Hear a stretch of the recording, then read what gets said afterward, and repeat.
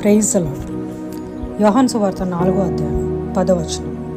అందుకు యేసు, నీవు దేవుని వరమును నాకు దాహము కమ్మని నిన్ను అడుగుచున్నవాడెవడో అదియో ఎరిగి ఉంటే నీవు ఆయనను అడుగుదువు, ఆయన నీకు జీవజలం ఇచ్చినని ఆమెతో చెప్పాను.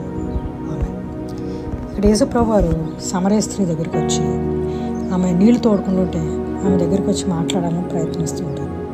నాకే నీళ్లు కావాలి అని అడిగినప్పుడు ఆమె అడుగుతుంది, మరి నువ్వు యూదుడు కదా, నేను సమరయ స్త్రీని అని. సమరయ పట్టణంలో ఉన్న వాళ్ళందరూ అన్యులు, వాళ్ళకి యూదులకి అసలు సంబంధమే ఉండదు. కానీ దేవుడు అన్యుల పక్షాన్ని కూడా, దేవుడు అంటే తెలియని వారి పక్షాన్ని కూడా దయతో మెలుగు ఉంటాడని ఈ యొక్క వాక్యం ద్వారా మనం గ్రహించాలి. మొట్టమొదటిగా ఏమంటాడంటే, ఆయన ఒక బహుమతిగా ఈ లోకానికి వచ్చాడు. ఎవరైనా మనకు బహుమతి ఇచ్చిన మనం అడిగితే ఎవరు మనం అడగకుండానే వాళ్ళకి నచ్చింది ఇస్తారు.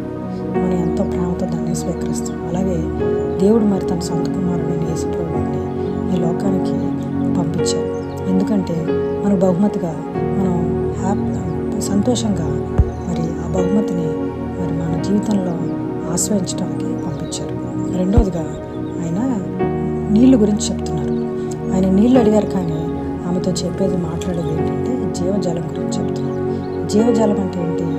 ఎవరైతే మరి ఎప్పుడైతే యేసుప్రభువు నిజమైన దేవుడు అని తెలుసుకుంటారో, ప్రార్థనలోని వాక్యం చదవడంలో ఏకీభవిస్తారు, నిరంతరం వాళ్ళ విశ్వాసాన్ని కాపాడుకుంటారు, ఆ జీవజాలాన్ని వాళ్ళు ఎప్పుడు పొందుకుంటారు. అంతే కదా, మన గృహాల్లో కానీ మన ఎక్కడికైనా వెళ్ళినప్పుడు కానీ మనం ఇలాగా ట్యాప్లో తిప్పంగానే నీళ్ళు రావాలనుకుంటాం, లేదంటే మనం చాలా ఇబ్బంది పడుతూ ఉంటాం.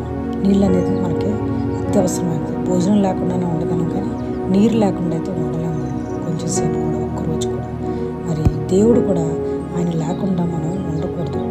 ప్రభువారు ఇచ్చిన వాక్యాన్ని మరి మనం చదువుతూ మరి ప్రార్థనలు ఎక్కువగా ఏకీభవిస్తూ ఉండాలి. మరి మనం ఈ యొక్క క్రిస్మస్ సమయంలో దేవుణ్ణి మరి ఆరాధిస్తూ ఉంటాం, ఆలోచిస్తూ ఉంటాం. మరి అలాగే ఎన్నో విషయాల్లో మనం చాలా ముమ్మరంగా పనులు చేసుకుంటూ వెళ్ళిపోతాం. ఆ వంటలని, లేదంటే ఈ పనులని. కానీ ఒకసారి ఆలోచించి ఒకసారి 2-3 నిమిషాలు మనం దేవునికి అంకితం ఇద్దాం, దేవునితో మాట్లాడదాం, వాక్యం చదువుతాం, ఆయన జీవజాలాన్ని మనం అందుకుందాం.